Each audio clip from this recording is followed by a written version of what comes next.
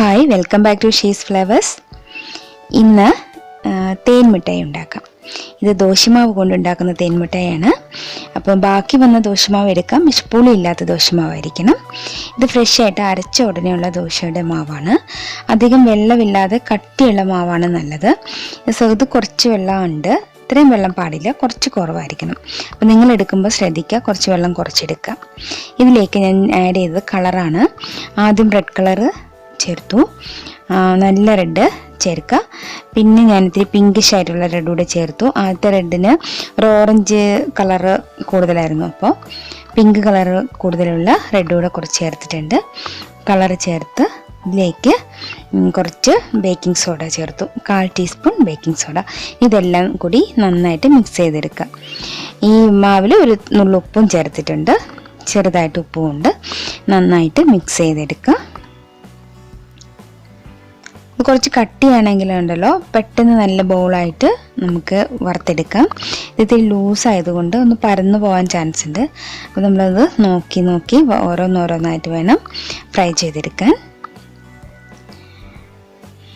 എണ്ണയിലിട്ട് നന്നായിട്ട് ഫ്രൈ ചെയ്തെടുക്കാം. പെട്ടെന്ന് ഫ്രൈ ആവും, ചെറിയ തീയിലിട്ടാൽ മതി. ഈ ഒരു പാകത്തിൽ എടുത്തിട്ട് നമ്മൾ ഒറ്റനൂൽ പാകത്തിൽ ഷുഗർ സിറപ്പ് ഉണ്ടാക്കി വെച്ചിട്ടുണ്ടല്ലോ, അതിലേക്ക് ഇടുക. ഒറ്റനൂൽ പാകത്തിൽ ഷുഗർ സിറപ്പ് ഉണ്ടാക്കാൻ എല്ലാവർക്കും അറിയില്ലേ? ഇപ്പോൾ 1 ഗ്ലാസ് ഷുഗർ ആണെങ്കിൽ 1/4 ഗ്ലാസ് വെള്ളം ചേർത്ത് തിളപ്പിച്ച് എടുക്കുന്നതാണ്. അപ്പോൾ ഇതിങ്ങനെ കൈകൊണ്ട് ഇങ്ങനെ എടുക്കുമ്പോൾ കയ്യിലിങ്ങനെ ഒട്ടി വരുന്ന ഒരു പാകമാണ്.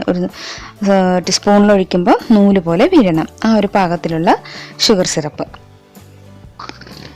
അതിലേക്ക് ഇത് ഫ്രൈ ചെയ്ത് ഇടുക.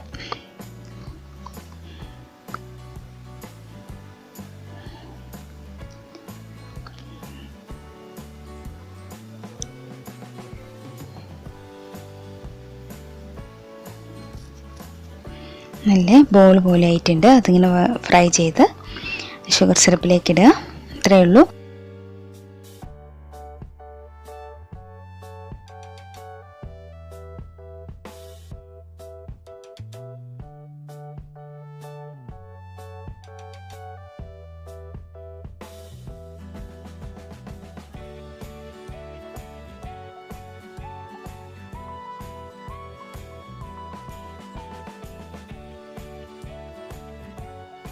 ഈ ലോക്ക്ഡൗൺ സമയത്ത് നമുക്ക് തേൻ മിഠായിയൊക്കെ കഴിക്കണം തോന്നിയാൽ ഒന്ന് പുറത്ത് പോയി മേടിക്കാനൊന്നും പറ്റില്ല.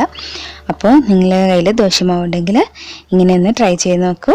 എളുപ്പത്തിൽ ഉണ്ടാക്കാം, നല്ല ടേസ്റ്റിയാണ്. പുറത്തുനിന്ന് മേടിക്കുന്ന തേൻ മിഠായിയുടെ അതേ ടേസ്റ്റാണ്. ഒന്ന് ട്രൈ ചെയ്ത് നോക്കുക. ഒന്നിച്ച് കുറേ ഒഴിച്ചിട്ടുണ്ടെങ്കിൽ തമ്മിൽ ഒട്ടിപ്പിടിക്കാൻ ചാൻസ് ഉണ്ട്.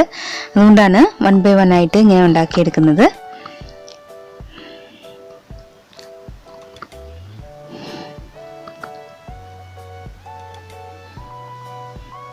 അപ്പോൾ നമ്മുടെ തേൻ മിഠായി എല്ലാം ഇങ്ങനെ ആക്കി എടുത്തിട്ടുണ്ട്. നിങ്ങളും ട്രൈ ചെയ്ത് നോക്കുക. എളുപ്പം ഉണ്ടാക്കാവുന്ന ഒരു ഡിഷാണ്.